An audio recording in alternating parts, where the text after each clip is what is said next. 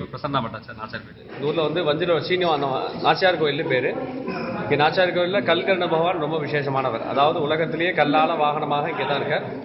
இவருக்கு இங்கே 6 கால பூஜை உண்டு. வருஷத்தில் இவருக்கு 2 நட புறப்பாடு கல்கர்ண பகவானுக்கு. அதாவது மார்கழி மாதத்தில் வைகுண்ட ஏகாதசிக்கு 4 நாள் முன்னாடியும், பங்குனி மாதம் பௌர்ணமிக்கு 5 நாள் முன்னாடியும் புறப்பாடு நடக்கிறது. இந்த புறப்பாட்டில் இவரை ஏழை பண்ணும்போது, அதாவது முதல்ல 4 பேர் ஏழை பண்ணுவாங்க, யாத்திராதானம்னு சொல்கிறது. முதல்ல யாத்திராதானம் பண்ணும்போது 4 பேர் மூலஸ்தானத்தை விட்டு வெளியில் கொண்டு வரும்போது 8 பேர் வெளியில் கொண்டு வந்துடுவாங்க. அதுக்கப்புறமாக வாரம் சேர்ப்பாங்க. அந்த வாரம் சேர்க்கும் போது 16 பேர் ஆகிடும். அந்த 8 பேரோட சன்னிதானத்தை விட்டு வெளில வரும்போது தன் முகத்தில் அன்றைக்கி முத்தா வேட்டு போட்டு திருடாழ்வாங்க. அதுக்கப்புறம் 16 பேர் தூக்குவாங்க. அப்புறம் 32 கீழே இறங்கும் போது 64 பேரோட வாகன மண்டபத்தில் போய் இறங்குவார். அதுக்கப்புறம் இவர் மேலே பெருமாள் அலங்காரம் பண்ணுறது, அம்ச வாகனத்தில் தாயார் அலங்காரம் பண்ணுறது, தெருவடைச்சான்னு சொல்லி சப்பரம் 20 அடி சப்பரத்தில் 4 வீதி பெருமாள் ஆயிடுச்சுன்னு போயிட்டு விடிகாலம்பரம் உள்ளே வந்துடுவார். அதுபோல் நடந்துட்டு இருக்கு. மார்கழி பங்குனியில் நடக்கிறது உற்சவம்.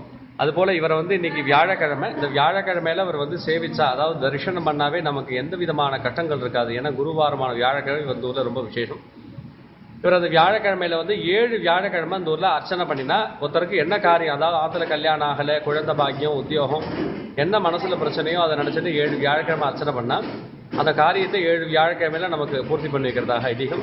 அவருடைய திருமேனியில் 9 நாகம், அதாவது கிரீடத்தில், காதில், தோலில், மார்பில், இடுப்புலன்னு இந்த 9 நாகங்களோடு இருக்கிறதுனால இவரை வந்து தரிசனம் பண்ணாவே, பார்த்துட்டு போனாவே, சேவிச்சுட்டு போனாவே நமக்குள்ள தோஷங்கள்லாம் நம்மளை விட்டு போகிறது. ஏன்னா அந்த 9 நாகங்கள்லாம் ஒரு காலத்தில் மகா சர்ப்பங்களாக விஷமம் பண்ணிட்டு இருந்தான். யாருமே வாழக்கூடாதுங்கிற ஒரு கெட்ட ஆத்மால இந்த 9 நாகங்களும் அட்டகாசம் பண்ணிட்டு இருக்கிறத பார்த்துட்டு தேவதைகள்லாம் எம்பெருமான்கிட்ட போய் சொல்கிறா. அப்போ பெருமாள் போய் பார்த்துட்டு வான்னு சொல்கிறவாள்லாம் மயங்கி விழுந்துடுறாள். ஏன்னா அவ்வளோ விஷமாக இருந்து தான் அந்த நாகங்கள் உட்கொண்ட மூச்சு காத்து. அப்போ கருடன் நம்மளை எப்போ சொல்லுவார் எஜமானு காத்துட்டு இருக்கார். பெருமாள் உடனே வைகுண்டத்தில் சொன்னோன்னே இவர் ரெக்கையை அடிச்சுட்டு பறக்கிறார். ரெக்க நிழல் பட்டத்துக்கே நீ ஒன்றும் பண்ணிடான்னு சொல்லி இவர்கிட்ட சரணடைஞ்சு விட்டான். அப்படியே எடுத்து அதை திருவா பண்ணமா, அதாவது நகையாக போட்டுருப்பார். கிரீடத்தில், காதில் குண்டலமாக, தோள்பட்டையில், மார்பில், இடுப்பில், கத்தியிலன்னு 9 நாகத்தோடு இருக்கிறதுனால எந்த விதமான தோஷங்கள்லாம் இருந்தால் அவரை வந்து சேவிச்சா நவகிரக தோஷம், எந்த விதமான தோஷங்களும் நம்மளை விட்டு போகிறதுன்னு ஐதீகம். அதில் ரொம்ப விசேஷம், லோகத்திலேயே இல்லாத சிறப்பு கல்லால வாகனம் இங்கே மட்டும்தான் இருக்கார். அதில் சீனிவாச பெருமாள் பக்கத்திலேயே இருக்கிற ரொம்ப விசேஷம். ஏன்னா அந்த பெருமாள் தாயாருக்கு இந்த ஊர் கருடன் தான் கல்யாணம் பண்ணி வச்சதாக ஐதீகத்திலேயே உண்டு. ஏன்னா அந்த கருடாழ்வார் வந்து ஆகாச மார்க்கமாக அந்த காலத்தில் பறந்து போயிருக்க. இந்த ஊரில் தாயாரை பார்த்துட்டு கீழே இறங்கி வந்து இந்த தாயாரை நமஸ்கரிச்சுட்டு வைகுண்டத்தில் போய் சொல்லி பெருமாளை கூட்டின்னு வந்து கல்யாணம் பண்ணி வைக்கிறதுக்கு இந்த கருடாழ்வார் தான் காரணமாக இருந்திருக்கார். அதுக்கப்புறம் பெருமாள்கிட்ட போய் கேட்டிருக்கார், ராமாயணத்தில் சிறிய திருவடியான அனுமனுக்கு சீதா பிராட்டி ராமரை சேர்த்து வச்ச பாக்கியம் எப்படி கிடச்சி பெருமை தேடிட்டாரோ அனுமான், அதுபோல் எனக்கு இந்த ஊரில் உங்கள் பெருமை வேணும் அப்படின்னு கேட்டுவிட்டார். அதனால் பெருமாள் வந்து நானே இந்த ஊருக்கு வீட்டோட மாப்பிள்ளையாக வந்துவிட்டேன், நீங்க இருந்துக்கோ அப்படின்னு விட்டார். அதனால் பெருமாளுக்கு நித்திய 6 கால பூஜையும் லோகத்தில் கருடாழ்வாருக்கு இங்கே மட்டும்தான் நடக்கிறது. வேறு எல்லா ஊர்லேயும் கருடன் இருப்பார். அவரெல்லாம் மரத்தில், அதாவது மர வாகனத்தில் இருப்பார். தங்க வாகனமாக இருந்தாலும் 1 காலம் 2 காலம் தான் பூஜை கிடைக்கிறது. ஆனால் இம்பார்ட்டன் 6 கால பூஜை விசேஷம் இங்கே ரொம்ப விசேஷம். மனசில் என்னென்ன வேண்டிக்கிறவங்களும் நடக்கிறது. இப்போ அதுபோல் இந்த மார்கழி பங்குனி உற்சவம் போல் இப்போ வரப்போகிற உற்சவமானது ஆடி மாதம் சுவாதி நட்சத்திரமானது இவருடைய ஜென்ம நட்சத்திரம். அந்த சுவாதி நட்சத்திரம் என்னைக்கு வரதோ, ஆடி சுவாதி நட்சத்திரம் அன்னிலேருந்து 48 நாளைக்கு இவருடைய திருவுருவத்தை நல்லா பார்க்கலாம். ஏன்னா இப்போ வந்து கவச்ச சாத்தின்னு இருக்கிற உருவம், கல் திருமேனின்னு சொல்கிற உருவம் வந்து அந்த 48 நாள் ஒரு மண்டலத்துக்கு தைல சாத்தின்னு இருப்பார். ஏன்னா வந்து சகடத்தில் உள்ள பெருமாளுக்கு மேக்சிமம் திருமஞ்சனம் பண்ண மாட்டார். ரங்கநாதர் படுத்துட்டு இருப்பார், அவருக்கு ஜலங்கொட்டி பண்ண மாட்டார். அந்த சிலைக்கு பாதகம் ஆகப்படாதுன்னு தைலம் சேர்ப்பா. அதுபோல் இவர் என்னதான் கல்லால வாகனமாக இருந்தாலும் வாகனமூர்த்திங்கிறதுனால ஜலங்கொட்டி அபிஷேகம் முடியும். அதனால இவருடைய தைலாபிஷேகமான ஒரு மண்டலம் நடக்க போகிறது வரப்போகிற ஆடி மாதம் சுவாதி என்னைக்கோ அன்னிலேருந்து 47 நாள், 48ஆவது நாள் அவருடைய திருநட்சத்திரம் முடிஞ்சு அன்னைக்கு தான் கவச்ச சாத்துவா. அன்னைக்கு ஏகாந்தமாக தர கட்டி மறைச்சிருவோம். ஏற்ற மாதிரி கண்ணாடியில் தான் பார்க்கலாம் அந்த உருவத்தை. அன்னைக்கு அந்த 48 நாளைக்கு அந்த தைலாபிஷேகம் பூர்த்தி அன்னைக்கு அவருடைய திருநட்சத்திரம் அன்னைக்கு காலம்பரை எப்போதும் போல விசேஷ அலங்காரத்தில் கவச்சத்தோட அலங்காரம் நடக்கும். அதுக்கப்புறம் அன்றைக்கி காலம்பரை ஹோமம், விசேஷ ஹோமம். 12 மணிக்கு 11 மணிக்கு சுவாதி தீபம், 12:30 மணிக்கு பெருமாள் பிரசாதம் கோட்டி. அன்றைக்கி வைகுண்ட ஏகாதசி, சொர்க்கவாசல் திறக்கிறது வைகுண்ட ஏகாதசிக்கு. அன்றைக்கி இவருடைய பிறந்தநாள் அன்றைக்கி விசேஷமாக பெருமாள் தாயார் வந்து சேர்த்திக்கு உற்சவம் சொல்லக்கூடிய அன்றைக்கி பெருமாள் தாயார் கருடன் 3 பேர் ஒரே இடத்துல அன்றைக்கி சேவை சாதிப்போம். ரொம்ப விசேஷமாக இருக்கும். சீனிவாச பெருமாள், வஞ்சிரவள்ளி நாச்சியார் கல்யாண திருக்கோலம். இந்த ஊரில் தாயார் பெருமாளும் ஒரே சன்னதி தான். தாயாருக்கு தனி கோவில் கிடையாது, நித்திய கல்யாண கோலமாக காட்சி கொடுக்குறார். 108 வைணவ கோவிலில் அதிகமாக ஆழ்வாரால் பாடல் பெற்றது. இந்த ஊர் பெருமாளை பற்றி 100 பாடலும், திருக்கண்ணபுரங்கிற ஊரில் சௌரிராஜனை பற்றி 100 பாடல் பாடினதாக புராணம்.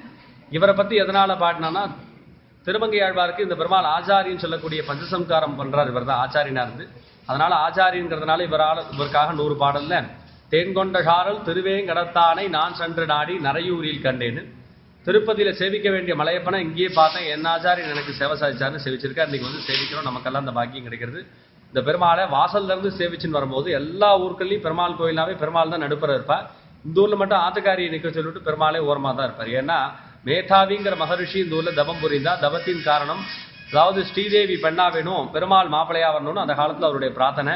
அதன்படி அவர் தபம் புரிந்தார். இந்த குழந்தையாக இந்த தாயாரை கண்டெடுத்தார். அந்த குழந்தைக்கு பேர் வஞ்சுளவள்ளின்னு பெயரிட்டு கூப்பிடுறார். நாச்சியார் திருக்கோலங்கிறதுனால வஞ்சுளவள்ளி நாச்சியார், நாச்சியார் கோவில்ல இந்த ஊருக்கு பெயராயிடுது. அப்ப கருடன் தான் போய் சொல்லி பெருமாளை கூட்டிட்டு வந்து கல்யாணம் பண்ணி வைக்கிறார். அப்ப பெருமாள் பெண் கேட்கும் போது அந்த மகரிஷி சொல்லிவிட்டார், என் பிரார்த்தனை நீங்க மாப்பிள்ளையா வரணுமேன்னா இப்ப என் பெண்ணுடைய ஆசை முக்கியம், அவ்வளவு செல்லம் கொடுத்து வளர்த்துட்டேன், என் பெண்ணை கல்யாணம் பண்ணி அனுப்புறதுக்கு எனக்கு மனசாகலை அப்படின்னு விட்டார். அப்ப பெருமாள் போய் உன்னை திருக்கல்யாணம் பண்ணிக்கிறேன்னு கேட்கும் போது தாயார் சொல்லிட்டாளா, எல்லா பெண்களும் கல்யாணம் பண்ணிட்டு புக்காத்துக்கு வந்துருவா, அது போல நான் வரமாட்டேன், நீங்க வேணா அந்த ஊருக்கு மாப்பிள்ளையா வாங்கோ அப்படின்னு. அதுபடி பெருமாள் வீட்டோட மாப்பிள்ளையா வந்துட்டாரா. அது இங்க வந்து ஸ்ரீதேவியை கல்யாணம் பண்ணிக்கிறதுக்காக மாப்பிள்ளையா வந்துட்டார். உப்புளியப்பன்ல பூமி தேவியை கல்யாணம் பண்ணிக்கிறதுக்கு உப்பு இல்லாத சாப்பிட்டு இருப்பார். ஸ்ரீவில்லிபுத்தூர் ஆண்டாள் லீலாதேவி சூடி கொடுத்த மாலையும் சாத்திட்டு. அது போல இந்த 3 ஊருமே அந்த நாள்ல இருந்து இன்னி வரைக்கும் பெண்ணுக்கு ரொம்ப பெருமை. அது போல இந்த தாயாருக்கு ரொம்ப பெருமை.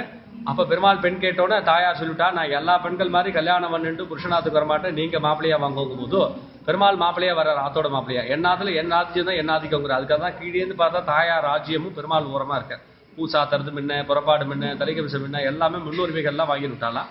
அந்த காலத்துல பெருமாள் சொல்லிட்டார், கலியுகத்துல பக்தாலாம் எப்படி இருந்தாலும் ஆத்துக்காரி பேச கேட்க போறா, அதுக்கு முன்னாடியே கேட்டுவிட்டேன் அப்படின்னு பெருமாள் ஆனந்தமா சிரிச்ச முகமா இருப்பார். ஒரு ஊர் பெருமாள் கோயிலுக்கு போய் சேவிக்கிறோம், அந்த பெருமாளை சேவிச்சோன்னா அடுத்தது கேட்பா அர்ச்சகர்கிட்ட, தாயாருக்கு எங்க சன்னதின்னு கேட்பா பக்தா. ஏன்னா நம்ம வந்து சேவிச்சது அந்த பெருமாளுக்கு ஞாபகத்துல இருக்காதான். அந்த தாயார் தான் சொல்லுவானா, அந்த பக்தன் வந்தானே அவனுக்கு குழந்தை வேணும்னு கேட்டானே, கல்யாணம் அழிஞ்சுனானே, உத்தியோகம் வேணும்னு அந்த தாயார் தான் பெருமாளுக்கு எடுத்து சொல்றது. அதனாலதான் தாயாரை சேவிப்போம். சிவன் கோயிலா இருந்தா அம்பாள் எங்க, பார்வதி எங்கன்னு கேட்போம். அது போல அந்த பசி அரைஞ்சி கொடுக்கறது தாய் தான். அது இந்த ஊர்ல ரொம்ப விசேஷமாக பெருமாள் தாயாராக அவ்வளவு பெருமையை கொடுத்துருக்காரு. நம்ம ஆத்துலயே ஆத்துக்காரி இல்லைன்னா ஒரு வாரம் கஷ்டப்படுவோம். அப்படி ஒன்னே அம்மாவாதி கூட்டு வந்து சமைக்கிறதுக்கு கூட்டு வந்துருவோம். அது போல பசி எரிஞ்சு கொடுக்குறது. அது இந்த ஊரை நித்திய கல்யாண கோலம் என்னைக்கு வந்தாலுமே அந்த பெருமாள் அப்படியே ஆனந்தமா சிரிச்ச முகமாவே இருப்பார். ஒரு கோயில பார்த்தா பெருமாள் பயங்கர கோபமா இருப்பார். ஏன்னா பெருமாள் பூஜை தாயார் கொண்டு பிரிச்சு வச்சிருப்பா. உடனே ஒரு கல்யாண உற்சவம் பண்ணி பார்த்தா தான் அந்த பெருமாள் தாயார் சேர்ந்து இருக்கும் பாக்கியம் கிடைக்கும். இந்த ஊர்ல என்னைக்கு வந்தாலுமே அந்த கல்யாணம் திருக்கோலம் அவ்வளோ ஆனந்தமா அந்த பெருமாள் சேவை சாதிக்கிறார். இந்த பெருமாளுக்கு நம்பினே ஒரு திருநாமம் உண்டு. இந்த பெருமாளை வந்து யார் யார் சேவிக்கிறாளோ அவ்வளோ விசேஷம், மனசுல என்னென்ன நம்பி சேவிக்கிறாளோ அந்த நம்பினே திருநாமம் உண்டு. பரிபூர்ணன் வாசுதேவன், பரிபூர்ணன் நம்பி ஸ்ரீனிவாச பெருமாள்னு பேர். ரொம்ப விசேஷமான சன்னதி. உள்ள வந்து 5 மூர்த்திகளாக இருப்பா. சுத்தி திருவள்ளிக்கேணியில பார்த்த சாரதின்னு சொல்லக்கூடிய பஞ்ச சாரதியா இருப்பா. இங்க பஞ்ச வியூகமாக, அதாவது பிரத்யுமனன், அதாவது பெருமாளுடைய பக்கத்துல பிரத்யுமனன், அனிருத்தன், புருஷோத்தமன் 3 பெருமாளும், தாயாருடைய பக்கத்துல இந்த பக்கத்துல பலராமனையும் பிரம்மாவை பார்க்கலாம். பிரம்மாவுக்கு வந்து சிவன்ட்ட வாங்கின சாபம் உனக்கு எங்கேயுமே கோவில் கிடையாது. நான் ஒரு 5-6 ஊர்ல இருப்பார். நாமக்கல்ல இருப்பார், திருச்சியில இருப்பார், திருப்பட்டூர்ல இருப்பார். ஆனா இங்க நின்ற திருக்கோலத்துல இவ்வளோ உயரமா பிரம்மாவை சேவிக்கலாம். ஏன்னா அவர் வந்து பெருமாளுக்கு வந்து புரோகிதர், அதாவது திருக்கல்யாணம் பண்ணிக்க வாத்தியாரை வந்து கல்யாணம் பண்ணி வச்சுட்டு அந்த டெய்லி பெருமாளை பூஜிக்கிற அர்ச்சகா ரூபத்துல சாலிகிராமத்தை பிடிச்சுட்டு இருப்பார் ரொம்ப விசேஷமாக. அதனால அந்த குழந்தை எல்லாம் அந்த கல்வி தடை இல்லாத குழந்தைகள் முதல் ஸ்கூல்ல சேர்க்க போற குழந்தைக்கு சரஸ்வதி அம்மன் கோவா, கூத்தனூர் சரஸ்வதின்னு சொல்லுவாங்க. ஏன்னா இவருடைய ஆம்படையா தான், பிரம்மாவுடைய ஆம்படையா. அது அங்க போயிட்டு இங்க வந்து இந்த பிரம்மாவை சேவிக்கலாம், இல்ல இங்க சேவிச்சுட்டு அங்க போய் சேவிக்கலாம். குழந்தைகள் கல்வி தடை இல்லாம இருக்குன்னு சொல்லுவாங்க. ரொம்ப விசேஷமான ஸ்ரீகாந்தாய கல்யாண ரீதினாம் ஸ்ரீம சுகந்தகிரி வாசாய ஸ்ரீனிவாச